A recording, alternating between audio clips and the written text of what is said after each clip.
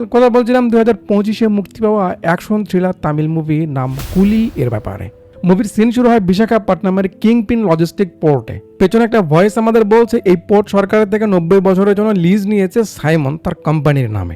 এখানে বিভিন্ন ক্যাটাগরিতে প্রায় 14,000 লোক কাজ করে। কি কাজ? সব দামি দামি জিনিসের 2 নম্বর জিনিস ইম্পোর্ট এক্সপোর্ট, যার মাঝে সব থেকে বেশি লাভজনক বা দামি হলো ঘড়ি। এখানে কাজ করতে আসা সব লোকদের প্রথমে মেডিকেল টেস্ট নেওয়া হয়, কারণ জিগাইলে তারা বলে সেফটির জন্য। কোনায় কোনায় তাদের লোক সেট করা আছে যারা সব সময় সবার উপর নজর রাখছে, কেউ কোনো কিছু একটু অনিয়মের বাইরে গিয়ে করতে পারবে না।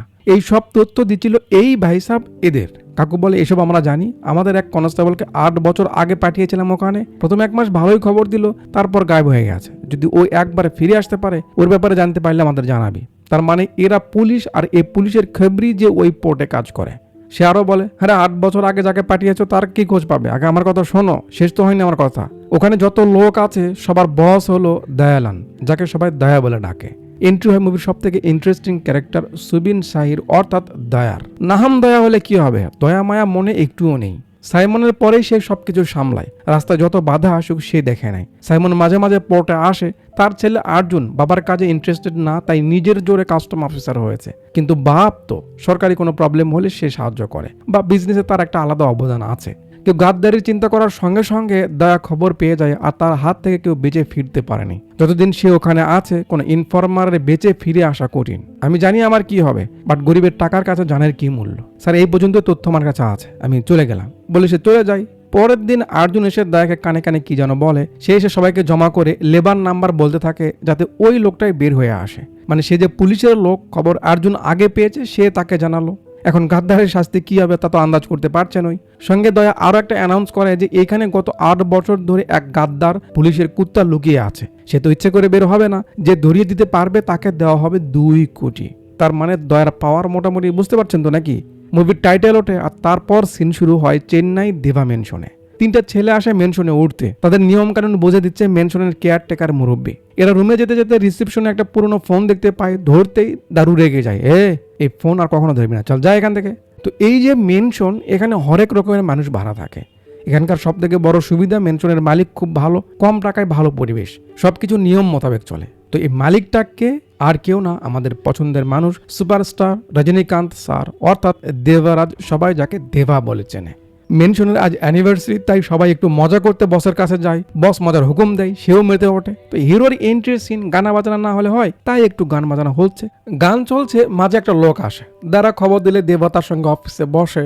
লোকটা বলে, ভাই রাজশেখর আর নেই। কি করে হলো? লোকটা বলে, হার্ট অ্যাটাক ছিল, সবাই তো তাই বলছে। সকালবেলা দেবা চলে আসে বিশাখাপট্টনমে রাজশেখরের ফিউনারেল। এখানে এন্ট্রি হয় মুভির অন্যতম আরেক ক্যারেক্টার শ্রুতি হাসান অর্থাৎ প্রীতির। দেবা দেখছিল বলে প্রীতি এসে তাকে নিষেধ করে, বের হয়ে যেতে বলে। সবার সামনে দেবা কিছু বলে না, বের হয়ে মন খারাপ করে বসে থাকে। যে মারা গেছে সে দেবার সব থেকে জিগরি আপনজন কাছের বন্ধু ছিল। প্রীতি বাবার দিকে চেয়ে থাকে আর মনে পড়ে তাদের সময় কিভাবে পার হয়েছে। এনাকে তো চেনেন নাকি? সত্যরাজ, খুব ভালো মানের একজন অভিনেতা। প্রীতির আরো 2টা বোন আছে। বাপ মারা গেল মানে উপর থেকে ছায়া চলে গেল, কান্নাকাটি করছে। দেবা পিছু ছাড়েনি। বড় মানুষদের এটাই তো একটা বড় ব্যাপার যে তারা খুব সহজে তাদের ফিলিংস প্রকাশ করে না। শেষ কাজ হয়ে যায়, দেবা এখানে বসেছিল, একটা লোক এসে কাঁদতে কাঁদতে বলতে থাকে যে নিজে পড়াতো, আজ তাকে পড়ানো হইলো। কি হলো এটা, কেমনে হইলো? ইনি মিস্টার রবি, কে কি করে পরে জানতে পারবেন।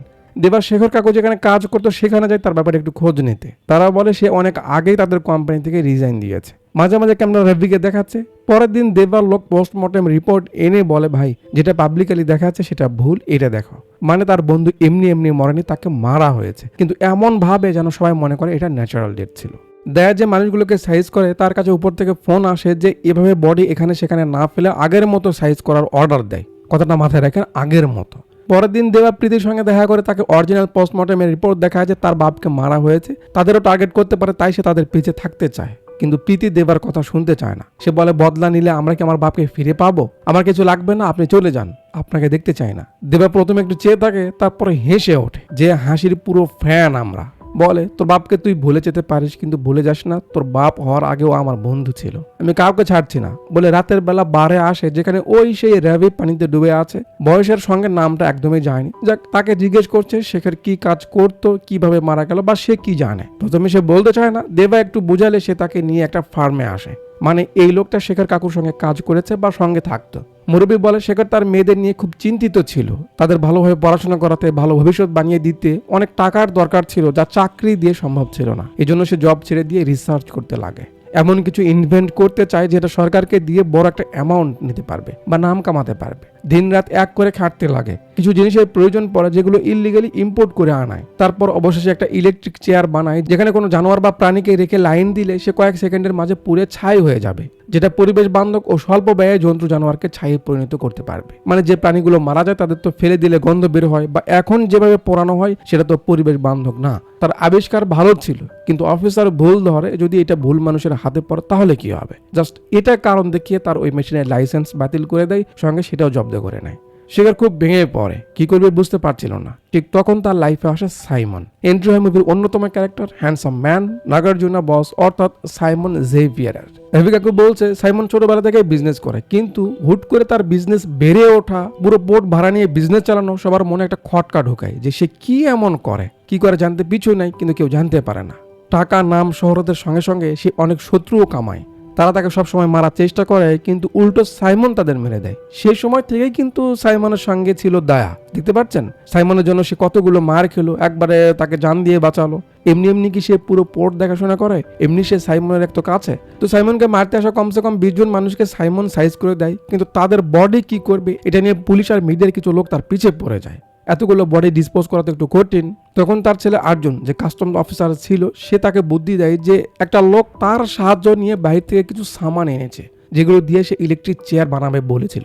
তার সঙ্গে আমার কথা হয়েছিল, এটা এতটা কাজের যে কোনো মানুষকে চেয়ারে বসে লাইন দিলে তুরির মাঝে একেবারে ছাই পরিণত হবে। আর্জুনের কথা শুনে সাইমন রাজশেখরকে উঠিয়ে আনে, কাজের অফার দেয়। শেখর কাকু বারণ করে যে আমি এটা বানিয়েছি জীবজন্তু মারা গেলে তাদের উপর ব্যবহার করার জন্য, কোনো মানুষকে জ্বালাতে নয়। সে না করলো আর এরা এটা শুনবে, এমনটা কি আর হয়? সাইমন প্রীতির বাকি 2 বোনকে আগে উঠিয়ে নিয়েছিল। তাদের জীবন রক্ষার্থে কাকু রাজি হয়। প্রথম টেস্ট ফেল হয়, বাট পরের টেস্ট কাজে আসে, আর সাইমন খুব খুশি হয়ে কাকুকে তার হয়ে কাজ করতে বলে। বিনিময়ে হাত ভর্তি টাকা সে পাবে। নিরুপায় হয়ে শেখর কাকু কাজের জন্য রাজি হয়। সে সময় দয়া হালকা করে শেখর কাকু ও প্রীতিকে দেখতে পেয়েছিল। এরপর থেকে শেখর এই কাজে লেগে যায়, আর মন না চাইতেও ইচ্ছের বিরুদ্ধে গিয়ে এসব করতে হয়। এই তার শেষ অব্দে কাটানো লাইফের হিসেব। সব শুনে দেবার মাথায় কিছু ভাবনা এসেছে, সেম ভাবনা দয়ার মাথাও এসেছে। শেখরের সঙ্গে সে কাউকে দেখেছিল, সেই সময় সেখানে তার যে লোকেরা ছিল ডেকে বল, শেখরের সঙ্গে তো একটা মেয়েও ছিল না? ভাই, তার মানে ও ওর বাপের থেকে কিছু তো শিখেছে, চল যা ধরে নিয়ে আয় ওকে। দেবার মাথাতেও এটা এসেছে যে প্রীতিও যেহেতু তার বাপের সঙ্গে সবসময় ছিল, সেও তো এই কাজ করতে পারবে, তার মানে ওরা প্রীতির পিছে পড়বে। দয়ার লোক চলে আসে একটা হোস্টেলে, যেখানে প্রীতি তার বোনদের নিয়ে থাকে। এরা সরাসরি ভিতরে ঢুকে প্রীতিকে বের হয়ে আসতে বলে, কিন্তু প্রীতি আসছে না, কারণ সে বুঝতে পেরেছে ঝামেলা হবে। নয়তো দেবা ফোন করে বলেছে। যখন তারা চিল্লাপাল্লা করছিল, প্রীতি বাইরে আসে। জায়েদ খান কিছু করবে তার আগে দেবা চলে আসে, আর হাসি ঠাট্টা করতে করতে খেলানো শুরু করে। মানে হোস্টেলের মেয়েরা যেন ভয় না পায় আর কি। মেরে মুড়ে দেবা তাকে ধরে, বল কেন এসেছিস? সে বলে তাকে নিয়ে যেতে বলেছে। কে? দয়া। দেবা প্রীতিকে নিয়ে তার সঙ্গে দয়ার কাছে চলে আসে এখানে। দেবা তাকে বলে সে শেখরের লোক, শেখরের সঙ্গে একসময় কাজ করতো, তারা এই কাজ করবে কারণ টাকার দরকার।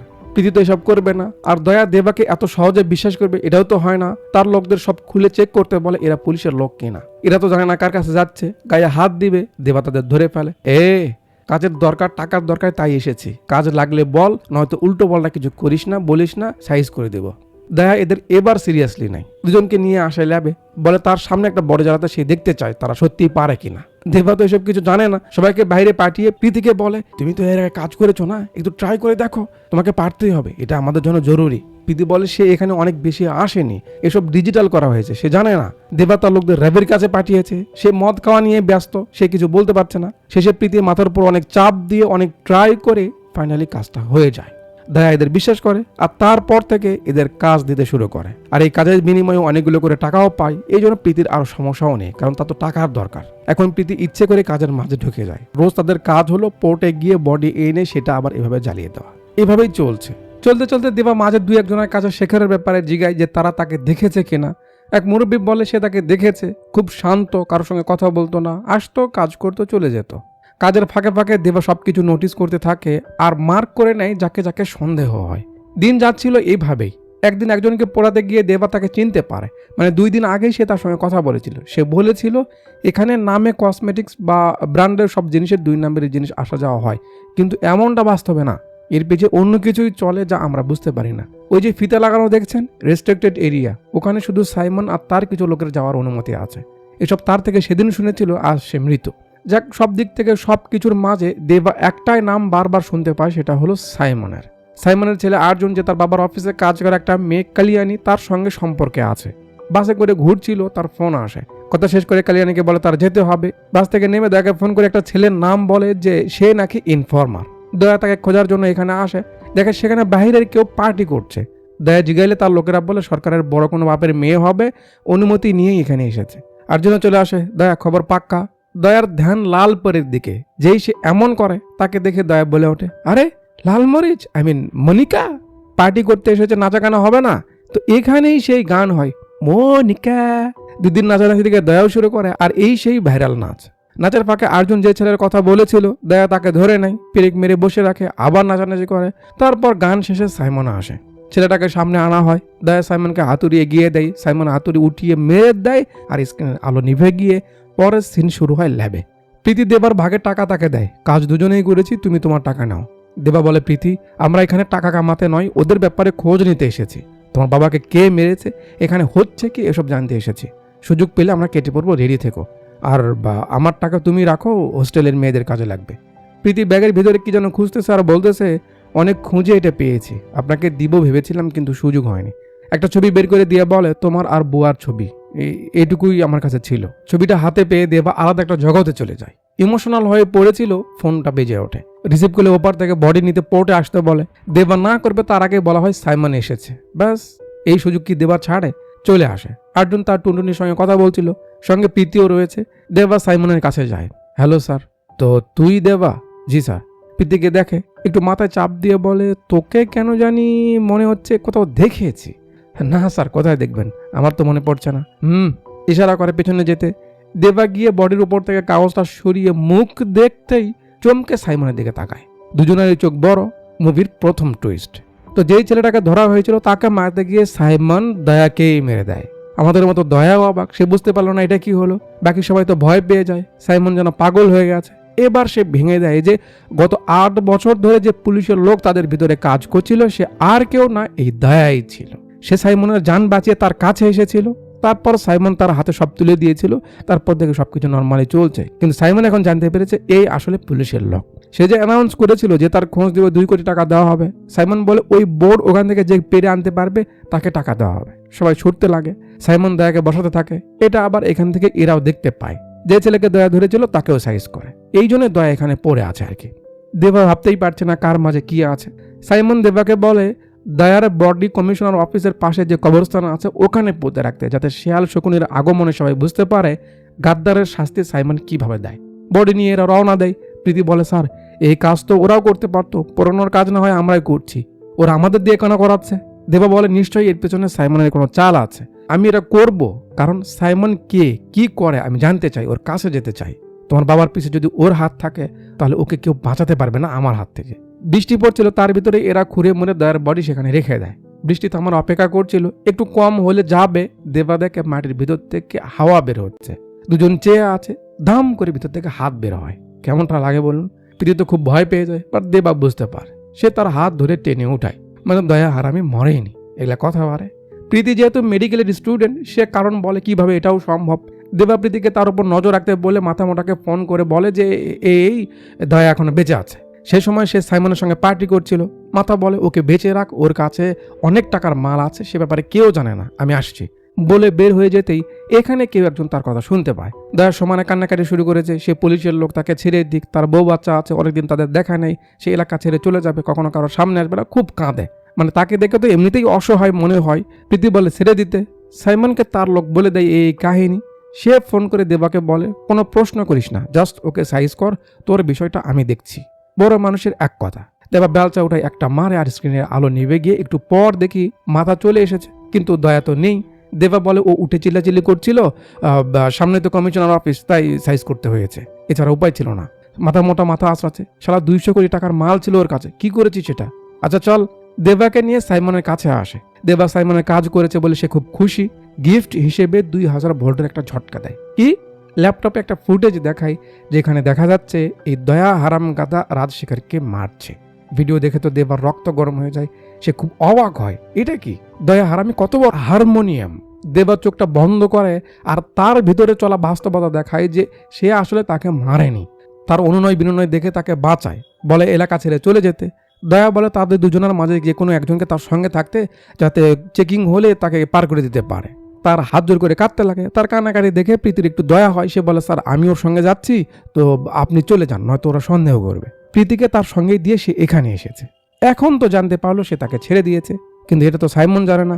সাইমন বলে তোর কি মনে হয় তুই শেখরের লোক বলবি আর আমরা মেনে নিব?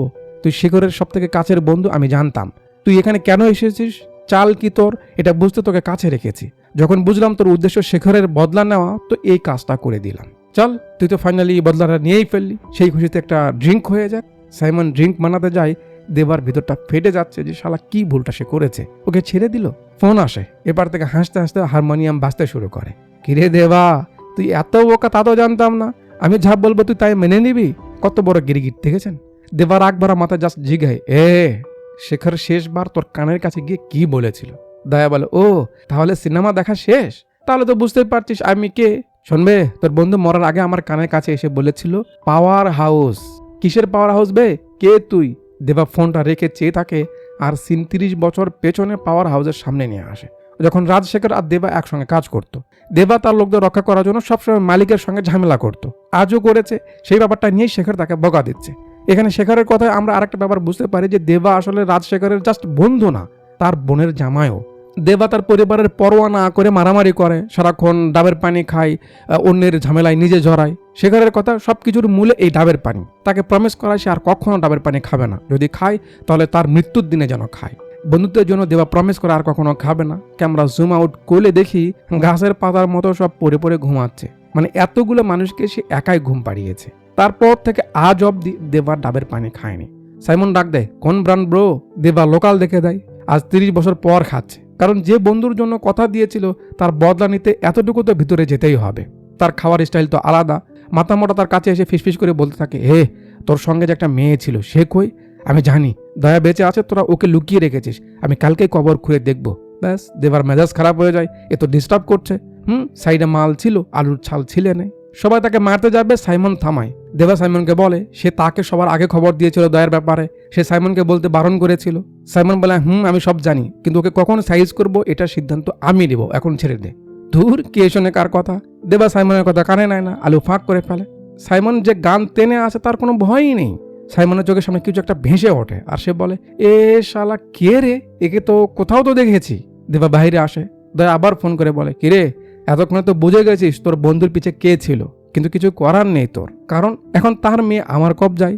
অনেক কাজ ফেলে আমায় আসতে হয়েছে, আমার সব কাজ পুরো করবি তুই। হুমকি ধমকি দিতে থাকে। কিরে করবি না?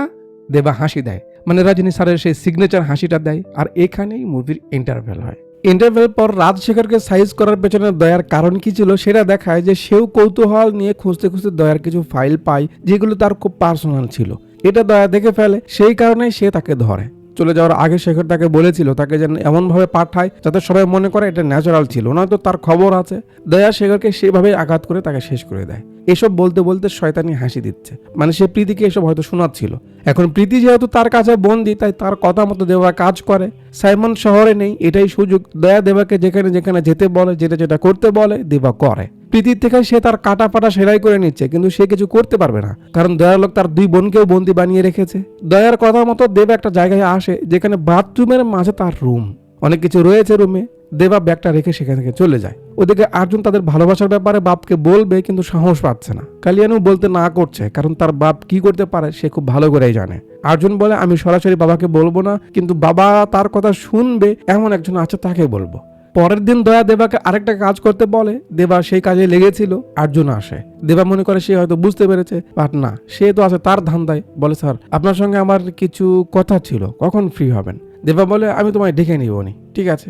অর্জুন চলে গেলে দয়া দেবাকে ইনস্ট্রাকশন দিতে থাকে, আর তার কথা মতো সে একটা রুমে ঢুকে যায়। লাইট অন করলে দেখে সেখানে সাইমনের কিছু লোক আগে থেকেই ছিল, মানে তারা একজন খবরিকে ধরেছে যে খুব জরুরি কিছু ফাইল নিয়ে পালাচ্ছিল। দেবা যেহেতু সাইমনের খাস, তাই তারা তাকে বলে, ভাই তোর কাছে যাচ্ছিলাম, বল এর কি করব, এ তো ধরা পড়েছে। দেবা বলে, নিয়ে চল, জিন্দা ভস্য করে দিব। বলে সবাইকে বের করে নেয়। গাড়িতে উঠে এখন সবাই ল্যাবের দিকে যাবে। চুলের দোকানদার বলে, খারা আমরা ওখানে আছি দেবা কি করে জানলো? এ দেবা, তুই রুমের পাসকোড কই পেলি? তুই ওখানে কেন গেছিলি? দেবা কি বলবে? তার চুপ থাকা দেখে এ বুঝে যায় কোনো ঝামেলা আছে। তার লোক